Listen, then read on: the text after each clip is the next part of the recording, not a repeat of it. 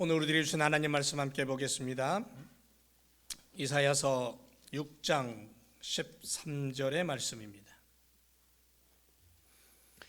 이사야서 6장 13절 우리 함께 여러분 스크린에 나와 있는 말씀 보고 함께 목소리를 맞춰서 읽고 하나님 앞에 영광 올려드리길 원합니다.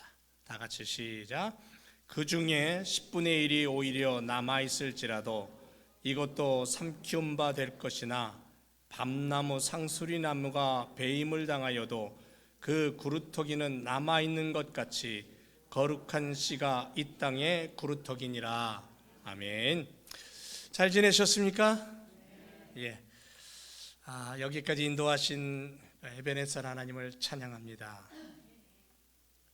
38년 전 몇몇의 사람들이 모여서 시작된 제1교회, 하나님의 축복 가운데 함께 뜻을 모아 여기까지 달려왔음에 감사를 드립니다. 여러분, 이 시간 38년 전에 세워진 우리 교회 38주년 창립 감사 예배를 드릴 수 있는 것은 여기 계신 믿음의 사람들이 이 자리를 지키고 교회를 섬겼기 때문임을 믿습니다. 그래서 더욱 감사하고요. 그리고 여러분들을 축복합니다. 우리 곁에 있는 분들 진심으로 감사하다고 사랑한다고 우리 한번 인사할까요? 사랑합니다. 감사합니다. 네, 좀 넘겨주세요. 거룩한 씨를 품은 교회, 교회 창립 38주년 감사주일을 맞이해서 오늘 말씀의 그 주제가 거룩한 씨를 품은 교회입니다. 오늘 우리가 가슴에 담기를 원하는 하나님의 뜻은 거룩한 씨죠. 거룩한 씨를 품은 교회, 그걸 향해 나가자. 이 거룩한 씨 안에는 생명의 힘이 있어요. 강력한 생명력으로 하나님 나라를 세웠기 때문에 그렇습니다. 사랑하는 성도 여러분, 믿음과 순종은 한 걸음에서 시작된다는 말이 있습니다. 우리가 신앙을 위해서 내딛는 첫 걸음이 굉장히 중요합니다. 짧은 이야기 긴 감동이라는 이동원 목사님이 쓴 그 책에 보면 이런 내용이 있어요. 에디슨이 인류 역사상 최초로 전구 실험을 해서 성공한 사람입니다. 그런데 처음에는 그 전구가 얼마나 희미한지 촛불을 밝혀야 볼 수 있었다고 합니다. 전구를 만들기는 했는데 촛불을 비춰야 볼 수 있을 정도로 불완전한 것이었습니다. 그러나 이것이 첫걸음이었죠. 그래서 그 첫걸음이 얼마나 중요한지 모릅니다. 지금은 뭐 화나잖아요. 인류 역사상 최초로 전기선이 미국 뉴욕에서 알바니로 갈 때에 지금 배를 타고 가면 천천히 가도 30분이면 당도하는 거리였는데 30시간이 걸렸답니다.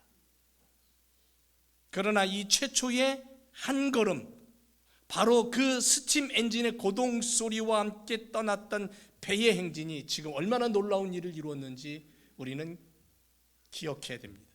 자동차 실험에서 처음으로 1시간에 2마일을 갔대요.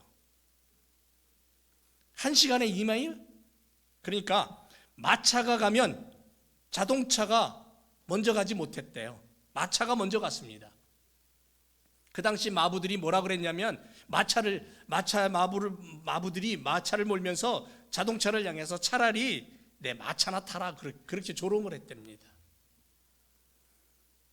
그렇게 출발했던 불완전한 자동차의 첫 시운전은 놀라운 일이 벌어졌어요. 지금은 완전히 기가 막히게 달리지 않습니까? 보세요. 우리 믿음의 첫걸음, 헌신의 첫 손길, 봉사의 첫 땀방울, 복음의 첫걸음이 불완전해도 괜찮아요. 우리가 내딛는 첫걸음이 마침내 영광스러운 미래를 가능케 할 것이기 때문에 그렇습니다. 하나님의 음성이 들리지 않습니다. 정치는 혼란스럽습니다. 종교는 황폐해버린 시대를 향한 한 사람의 발걸음은 매우 중요한 겁니다. 여러분, 팬데믹 이후에 혼탁한 시대의 모습을 우리가 발견합니다. 정치, 경제 또는 지구 여러 기후 온난화, 믿음의 사람들이 이 시대를 바라보면서 믿음의 사람들의 움직임은 그래도 멈추지 않는다. 우시아 왕이 죽던 해입니다.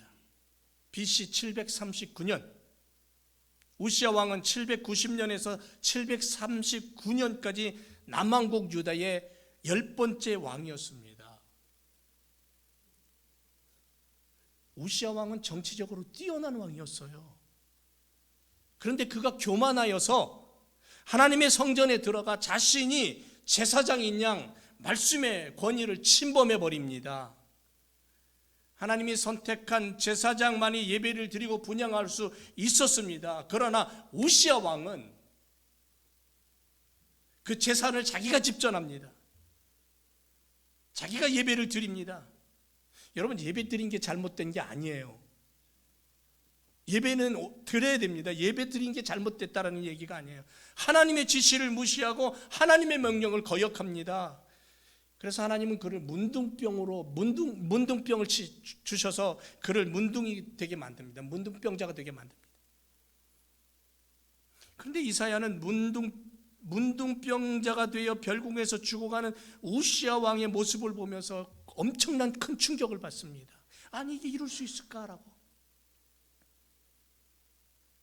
당시의 유대 백성들은 서슴없이 하나님을 조롱하며 예배를 등한시합니다. 그래서 이사야 5장 18절 말씀에 이렇게 말합니다. 거짓으로 끈을 삼아 죄악을 끌며 수레줄로 함같이 죄악을 끄는 자는 화 있다. 악을 선하다 하며 선을 악하다 하며 흑암으로 광명을 삼으며 광명으로 흑암을 삼으며 쓴 것으로 단 것을 삼으며 단 것으로 쓴 것을 삼는 그들은 화 있을진저. 이사야는 당시 그들의 신앙의 모습, 삶의 모습이 이렇게 타락하고 거짓됐다고 말하는 거예요. 바로 그 시대를 향하여 이사야는 성전을 바라보며 걸음을 옮깁니다. 불가능할 때, 희망이 없는 시간에 내딛는 그 한 사람의 발걸음이 하나님의 뜻을 이루고 미래를 만들어가는 줄 믿습니다. 그는 하나님 앞에 엎드려 거룩히 진지하게 겸손함으로 무릎을 꿇고 기도합니다. 그리고 하나님의 영광을 보았습니다. 우시아 왕의 잘못된 예배를 통하여 죽었던 그 시점에서 하나님은 이사야에게 예배의 모습을 가르치십니다. 하나님을 향한 예배가 얼마나 중요하고 그것을 시작으로 하나님의 말씀이 선포되고 하나님의 뜻이 드러난다라고 말씀하시는 것, 하나님의 마음을 들여다볼 수 있게 된 거예요. 보세요. 그 예배 광경이 천사들이 하나님 앞에서 예배드리는 광경을 봅니다. 천상의 예배 모습을 보게 된 거예요. 영적인 사람들 오늘도 하나님 나라의 예배의 모습을 봐요. 주께서 높이 드린 보좌에 앉으셨습니다. 그 옷자락은 성전에 가득하다 그랬습니다. 스랍들은 6 날개를 가지고 둘로는 얼굴을 가리고 둘로는 발을 가리고 둘로는 날면서 하나님을 예배하며 찬양합니다. 여러분, 왜 얼굴을 가립니까? 거룩하신 하나님의 영광의 광채가 바라는 것을 도저히 볼 수 없어서요. 왜 발을 가렸습니까? 발은 더러움을 말하는 겁니다. 수치와 부끄러움을 가진 것을 말합니다. 그래서 가렸어요. 그리고 2 날개로 날면서 하나님께 예배를 드립니다. 그 광경을 바라보던 이사야는 자신의 더러움과 죄악을 발견합니다. 그리고 통곡해요. 죄증에 있는 내가 거룩하신 하나님을 보았으니 이제 나는 죽게 되었구나라고. 여러분, 진정한 예배를 통해 우리는 나를 발견합니다. 나의 더러움과 죄악을 발견하는 거예요. 그리고 내 죄가 보이고 내 더러움이 보일 때 엎드려 회개하는 거예요. 통곡하며 회개하는 거예요. 그때 천사가 하늘나라 제단에 핀 수출 가지고 와서 이사야의 입술을 대면서 말합니다. 보라, 이것이 내 입에 닿았으니 내 악이 제하여졌고 내 죄가 사하여졌느니라. 이것이 하나님의 은총 아닙니까? 우리를 향한 하나님의 사랑은 용서와 위로예요. 가슴을 치는 자를 향하여서 위로하시는 분이 하나님이셔요. 눈물로 통곡하는 자를 향하여서 쓰다듬으며 안아주는 분이 우리 하나님이셔요. 우리를 향한 하나님의 손길은 죽음이 아니라 영원한 천국의 삶인 줄로 믿습니다. 그때서야 비로소 잘못된 예배로 말미암아 우시야 왕이 죽었다는 것을 깨닫습니다. 이사야는 하나님을 향한 예배의 중요성과 진정한 예배를 통한 하나님의 은총을 깨닫게 돼요. 그리고 막혔던 하나님과의 교통이 이루어집니다. 귀가 열리고 마음이 열리고 눈이 열리고, 그리고는 하나님의 마음이 보여요. 하나님의 음성이 들립니다. 하나님의 안타까운 소리가 들려옵니다. 내가 누구를 보내며 누가 우리를 위하여 갈고, 하나님의 음성이 들려오는 거예요. 거룩하신 하나님 안에는 생명의 힘이 있습니다. 하나님을 만난 영성의 사람들은 하나님의 생명의 힘으로 움직이는 거예요. 온 세상을 향한 하나님의 비전은 예배의 회복이에요. 열방을 향한 하나님의 꿈은 영혼 구원이고 하나님의 자녀들에게 있어요. 그런데 하나님 보낼 사람이 없는 거예요. 예배의 중요성을 알고 있는 사람, 하나님을 찬양할 수 있는 사람, 하나님의 마음을 가슴에 가득 담은 사람, 그런 사람이 필요하다라는 거예요. 그런 사람 속에는 성령 하나님의 생명의 능력이 흐르는 거예요. 거룩한 씨는 생명 아닙니까? 이 땅에 그루터기만 남아있다고 포기하고 낭망할 것이 아니라 그 속에 생명력의 힘을 보는 거예요. 우리가 거룩한 씨 아닌가요? 지금 이 시간에도 하나님은 주변을 둘러보시면서 말씀합니다. 생명력을 소유한 거룩한 씨를 찾고 계시는 거예요. 그런데 그런 사람들이 보이지 않으니까 안타까움으로 우시는, 마음이 무거워서 슬퍼하시는 하나님의 마음이 보이는 거예요. 기도하는 사람들, 예배하는 사람들에게는. 이사야는 그 하나님의 음성이 들려올 때 뭐라고 대답합니까? 주님, 내가 여기 있지 않습니까? 나를 보내어 주세요. 하나님 아버지, 이 종이 연약하고 부족하고 죄 가운데 살고 있지만 내가 주님의 마음의 소원을 위해서 가겠습니다. 하늘에서 음성이 들릴 때에 그 음성 앞에 결단하고, 그리고 그 결단 앞에 하나님은 이렇게 말합니다. 너는 가서 이 백성에게 하나님의 복음의 말씀을 전파해라. 보세요. 우시야 왕, 이사야 6장을 보면 우시야 왕이 죽던 해에 이사야 선지자가 본 하나님의 계시에 관한 말씀이 바로 그 6장입니다. 이 계시는 약 700년 후에 그대로 완성됩니다. 이사야 6장에서 이사야 선지자가 받은 계시의 말씀은 생명의 말씀이고, 그 생명의 시작은 거룩한 씨예요. 그루터기의 생명을 가진 예수 그리스도를 가리키는 거예요. 우리 안에 예수 그리스도의 생명이 있을 때에 우리는 거룩한 씨로 이 땅을 살아가는 거예요. 우리 제1교회가 목표로 삼고 추구하는 신앙의 도전은 생명력 있는 교회 만드는 거예요. 생명력 있는 교회. 예수 그리스도의 생명의 능력을 덧입고 그것을 나타내며 함께 일으켜 세우는 교회를 말하는 겁니다. 생명의 능력으로 일어서서 암울한 시대에 빛이 되는 성도를 말하는 거예요. 그게 우리가 21세기에 만들어가야 될 교회의 우리의 삶입니다. 보세요. 밤나무 상수리나무가 배임을 당합니다. 폐허가 되어버렸다라는 거예요. 이 예언이 BC 586년 예루살렘이 바벨론에 의해서 함락되는 것이 그대로 성취되는, 그대로 그 예언이 성취가 됩니다. 장차 유다의 이 말 심판의 심각성을 보여주고 있어요. 완전한 파멸입니다. 파괴예요. 완악한 유다에 대한 하나님의 심판입니다.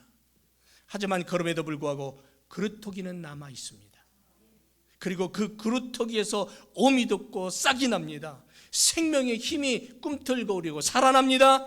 이것이 하나님의 능력이고 결코 사라지지 않는 예수 생명력입니다. 그래서 오늘 저는 우리 모든 38주년을 맞이하며 예배하는 우리 성도님들과 함께 다짐하기를 원합니다. 거룩한 씨가 되어 비록 보잘것없이 남았다고 세상이 비방해도 결국 거룩한 씨는 거룩한 싹을 틔우고 열매 맺는 생명력을 지녔다는 것을 보여주자는 거예요. 이렇게 구루터기 신앙, 거룩한 씨의 능력을 가진 교회가 추구하는 방향을 우리가 오늘 붙잡고 나가자는 거죠. 그게 첫째는 뭐냐면 거룩한 씨를 품은 교회는 하나님이 허락하신 축복을 기억하며 살아가요. 하나님의 축복은 하나님 아버지께서 당신의 거룩한 씨를 품은 교회와 자녀들에게 얼마나 놀라운 축복을 주셨는지 몰라요. 베드로전서 2장 9절에서 10절에 보면 5가지 축복이 나와요. 첫째가 뭐냐면 하나님의 택함 받은 공동체라는 거죠. 내가 너희를 택한 공동체다. 내가 너희를 택했다. 내가 너희를 택했다. 두 번째는요, 왕같은 제사장이래요. 제사장은 하나님을 만나게 하는 중보자 역할을 하는 거예요. 세 번째는 거룩한 나라래요. 하나님이 택한 그 공동체는 거룩한 나라예요. 하나님 나라가 되는 거예요. 네 번째는 하나님의 소유된 백성이래요. 하나님이 내 것이라고 소유를 주장하시는 거예요. 다섯 번째는 건져주심과 빛으로 인도하신대요. 귀한 빛으로 인도하시는 하나님이에요. 이 놀라운 축복을 기억하고 우리가 행함으로 이루어야 할 일들, 하나님의 구원하심을 선전하고 바로 이 축복을 누리며 어둠에서 건져주심과 자녀 삼으신 은혜를 보여줘야 된다는 거죠. 이게 우리가 해야 될 일이에요. 하나님의 백성으로서의 긍휼하심이 무엇인가를 선전하는 삶, 이 믿음의 사람들의 삶의 자세라는 거죠. 거룩한 씨를 품은 교회는 하나님이 허락하신 축복을 마음껏 누린다. 두 번째는 거룩한 씨를 품은 교회는 균형 잡힌 교회 공동체를 붙잡고 달려갑니다. 성부, 성자, 성령 삼위일체 하나님이 하나입니다. 한번 넘겨주세요. 성부 하나님, 그 다음에 성자 하나님, 그리고 성령 하나님이 하나예요. 삼위일체 하나님. 그 하나님이 교회의 중심에 계십니다. 한 번 더 눌러보세요. 교회의 중심에 있습니다. 교회를 붙잡고 있고 교회의 중심에 삼위일체 하나님이 계십니다. 그리고 그 삼위일체 하나님을 중심으로 교회는 세 가지 영성을 가지고 살아가야 됩니다. 이게 우리 교회의 가장 중요한 틀이 돼야 돼요. 첫째는 기초적인 영성으로서 말씀과 성령, 말씀 훈련과 기도 훈련을 통해서 단단한 기초를 형성하고 그 기초를 가진 믿음의 교회로서 거룩한 씨를 품고 예수 그리스도를 전하는 거예요. 두 번째는 영혼 구원의 영성입니다. 선교적인 공동체를 말하는 거예요.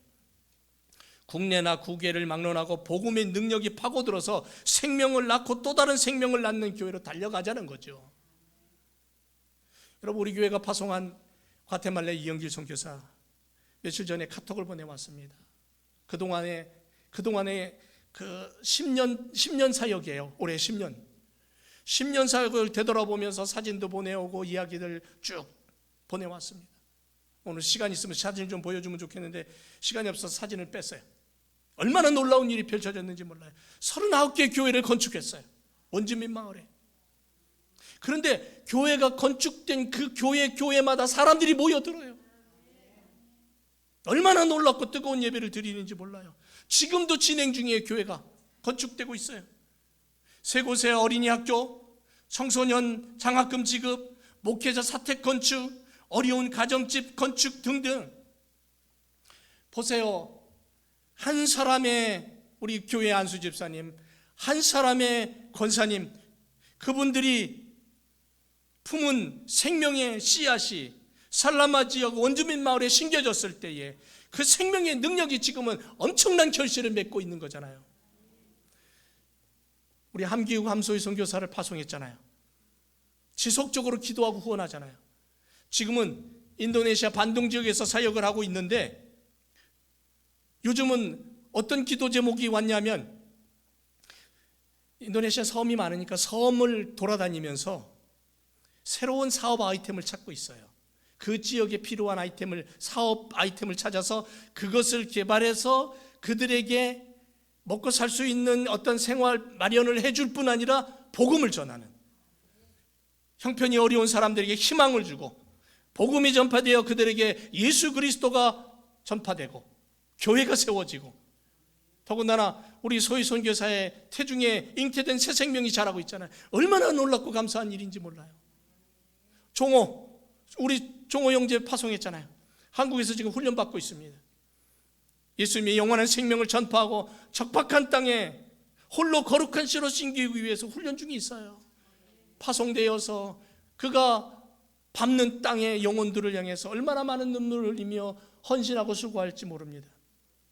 우리 제일교회가 38년의 교회 생일을 맞이하면서 보내면 이 교회 생일을 맞이하고 보내면서 영혼 구원, 하나님 나라 선전함의 영성을 가지고 예수 그리스도의 생명을 나타내는, 예수 그리스도의 생명의 능력을 보여주는 그런 교회 공동체로 달려가시기를 주님의 이름으로 축원을 드립니다. 세 번째는요, 이런 영성이 있어야 돼요. 코이노니아 영성입니다. 사랑의 영성이라고 말합니다. 나와 너, 우리가 같은 마음, 같은 뜻, 같은 열매를 위해서 너와 나의 헌신과 수고를 아끼지 않는 모습, 섬김이에요. 사랑의 수고예요. 기도의 땀방울입니다. 봉사하고 구제하여 우리와 함께 저들도 주님 나라를 발견하고 행복이 무엇인가를 누리기를 원하는 마음이에요. 그래서 내 호주머니를 털어서 헌금하고 11조를 하고 감사를 하고 선교헌금을 하고, 그리고 함께 모여서 교제하고 함께 모여서 어려움을 위해서 기도해주고, 행복한 하나님의 가족 공동체로 예수님의 생명의 능력을 소유한 우리들이 다른 이들을 향해서 동일하게 다가갈 때에 참 위로와 참 평안이 나누어지게 될 줄로 믿습니다. 이것이 바로 균형 잡힌 교회 공동체로 달려가는 길이에요. 하나님은 이런 교회를 쓰시고 이런 우리의 모습과 이런 우리의 기도에 응답하실 줄로 믿습니다. 마지막으로 우리는 거룩한 씨를 품은 교회가 주님 닮은 교회가 되어야 된다는 거예요. 결국 우리는 주님 닮아야 돼요. 주님 닮아야 돼요.